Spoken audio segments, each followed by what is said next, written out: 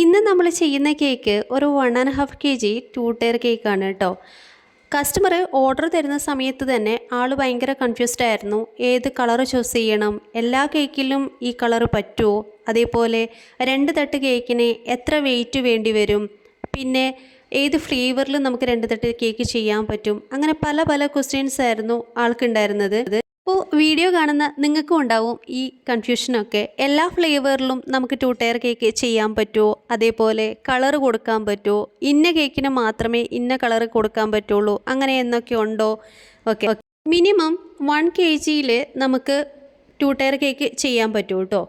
അത് ഇന്ന ഫ്ലേവർ എന്നില്ല, ഏത് ഫ്ലേവറിൽ വേണേലും നമുക്ക് 2 ടയർ കേക്ക് ചെയ്യാൻ പറ്റും. ടയർ അല്ല, 3 ടയർ 4 ടയർ എത്ര കേക്ക് എങ്ങനെ വേണേലും ചെയ്യാൻ പറ്റും. അതേപോലെ പിന്നെ വരുന്ന ക്വസ്റ്റ്യനാണ് കളർ എന്നുള്ളത്. കളറ് മാക്സിമം നമ്മൾ ഹെൽത്ത് ഓപ്ഷൻ നോക്കുകയാണെങ്കിൽ കളർ അവോയ്ഡ് ചെയ്യാണ് ഏറ്റവും ബെറ്റർ എന്ന് പറയുന്നത്.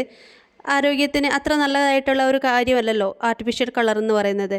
പിന്നെ നിർബന്ധമാണെങ്കിൽ നമുക്ക് അതേ പറഞ്ഞ പോലെ തന്നെ എല്ലാ കേക്കിലും എല്ലാ കളർ വേണേലും ചെയ്യാൻ പറ്റും കേട്ടോ.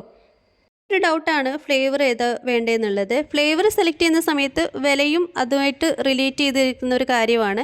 നമുക്ക് ഏത് വിലയുള്ള കേക്കും അഫോർഡ് ചെയ്യാൻ പറ്റുന്നുണ്ടെങ്കിൽ നിങ്ങളുടെ ടേസ്റ്റിനനുസരിച്ച് മാത്രം നോക്കിയിട്ട് കേക്ക് എടുക്കുന്നതായിരിക്കും നല്ലത്. അത് നട്ട്സ്, ചോക്ലേറ്റ്, അതേപോലെ ടെൻഡർ കോക്കനട്ട് ആണെങ്കിൽ അത് ഇഷ്ടമുള്ളവർ അങ്ങനെയൊക്കെ നോക്കിയിട്ട് നമുക്ക് കേക്ക് സെലക്ട് ചെയ്യാവുന്നതാണ്.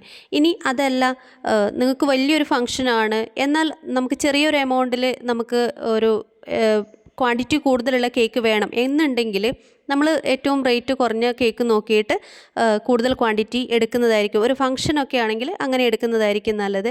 വീട്ടിൽ തന്നെ നമുക്ക് വീട്ടിലുള്ളവർ മാത്രമേ ഉള്ളൂ, ചെറിയൊരു ഫംഗ്ഷൻ ആണെന്നുണ്ടെങ്കിൽ അത്യാവശ്യം റേറ്റ് ഉള്ള കേക്കായാലും കുഴപ്പമില്ല, നമുക്ക് ക്വാണ്ടിറ്റി കുറച്ച് മതി എന്നൊക്കെയാണെങ്കിൽ നമുക്ക് റേറ്റ് കൂടിയ കേക്ക് നമുക്ക് ടേസ്റ്റിനനുസരിച്ച് എടുക്കുന്നതായിരിക്കും കൂടുതൽ ബെറ്റർ.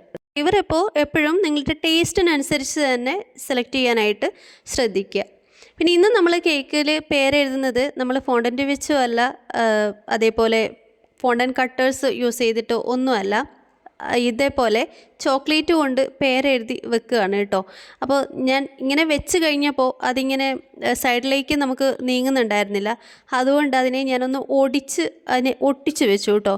ഇങ്ങനെയും പേരെഴുതാം നമുക്ക് കേക്കിൽ.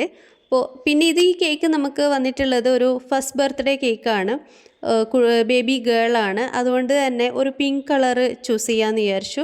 പിങ്ക് കളറിൽ നമ്മൾ ഇതേപോലെ ചെറിയൊരു ഡിസൈനാണ് കേട്ടോ കൊടുത്തിട്ടുള്ളത്.